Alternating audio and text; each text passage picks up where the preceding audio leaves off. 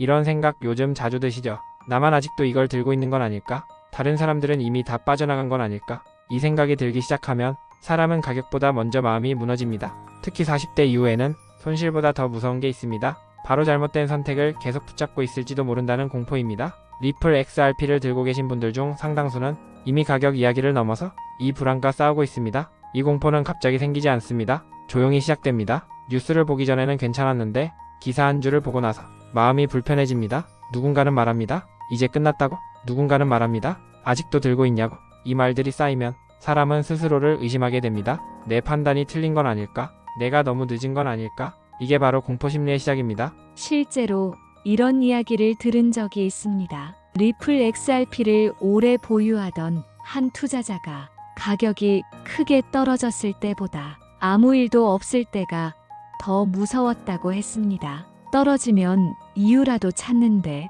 아무 변화가 없으면 내 선택이 틀렸다는 생각이 머릿속을 떠나지 않았다고 합니다. 리플 XRP를 둘러싼 공포는 폭락 공포가 아닙니다. 이건 방치 공포입니다. 사람들은 오르는 자산보다 아무도 말하지 않는 자산을 더 두려워합니다. 왜냐하면 그때부터 이런 질문이 나오기 때문입니다. 혹시 이미 끝난 건 아닐까? 여기서 중요한 사실 하나를 말씀드리겠습니다. 리플 XRP는 사람들이 흥분할수록 움직이지 않는 자산입니다. 오히려 사람들이 지칠 때 조용히 구조 이야기가 진행됩니다. 이걸 모르면 공포는 더 커집니다. 리플 XRP의 공포는 가격이 아니라 내가 정보를 놓치고 있는 건 아닐까 하는 두려움입니다. 그래서 사람들은 더 자주 검색하고 더 자주 흔들리고 결국 가장 나쁜 선택을 하게 됩니다. 지금 이 영상이 불편하게 느껴진다면 정상입니다. 이건 공포를 자극하기 위한 영상이 아니라 여러분이 느끼는 공포가 어디서 시작됐는지를 보여주기 위한 영상이기 때문입니다. 공포가 가장 커지는 순간은 가격이 떨어질 때가 아닙니다. 오히려 아무 일도 일어나지 않을 때입니다. 왜냐하면 사람의 뇌는 위험보다 공백을 더 크게 해석하기 때문입니다. 위험은 대비라도 할 수 있지만 공백은 상상으로 채워지기 시작합니다. 이때 머릿속에 이런 말이 반복됩니다. 아무도 이야기하지 않는다. 뉴스도 없다. 혹시 이미 끝난 건 아닐까? 리플 XRP를 가진 사람들 대부분이 2단계에서 흔들립니다. 그리고 이때 가장 위험한 선택을 합니다. 아무 근거 없이 결정을 내려버리는 겁니다. 실제로 이런 사례가 있었습니다. 리플 XRP를 오래 보유하던 한 분이 큰 손실이 아니라 지루함과 불안 때문에 정리했다고 합니다. 그리고 몇 달 뒤 구조 관련 뉴스가 나왔을 때 그분이 가장 먼저 한 말이 이거였습니다. 조금만 더 버텼으면 어땠을까? 이 말이 공포의 본질입니다. 여기서 하나 분명히 해야 합니다. 리플 XRP의 공포는 가격이 아니라 구조를 이해하지 못할 때 커집니다. 리플 XRP는 사람들이 열광할 때 급하게 움직이는 자산이 아닙니다. 은행과 금융기관이 실제로 움직일 준비가 되었을 때 조용히 반응하는 자산입니다. 이 사실을 모르면 사람은 계속 뉴스를 쫓아다니게 됩니다. 그리고 결국 가장 불리한 타이밍에 결정을 내립니다. 이쯤에서 반드시 짚고 가야 할 현실적인 위험이 하나 있습니다. 바로 자산 보관 문제입니다. 불안할수록 가장 많이 발생하는 사고가 있습니다. 거래소에 자산을 그대로 두는 선택입니다. 해외에서는 해킹이나 내부 문제로 출금이 막혀 본인 자산을 옮기지 못한 사례가 반복되어 왔습니다. 공포 속에서 판단이 흐려질수록 내가 직접 관리하는 지갑의 중요성은 더 커집니다. 영상 아래 고정 댓글이나 프로필에 지갑 관련 안내를 남겨두었으니 불안해지기 전에 한번 꼭 확인해 보시길 바랍니다.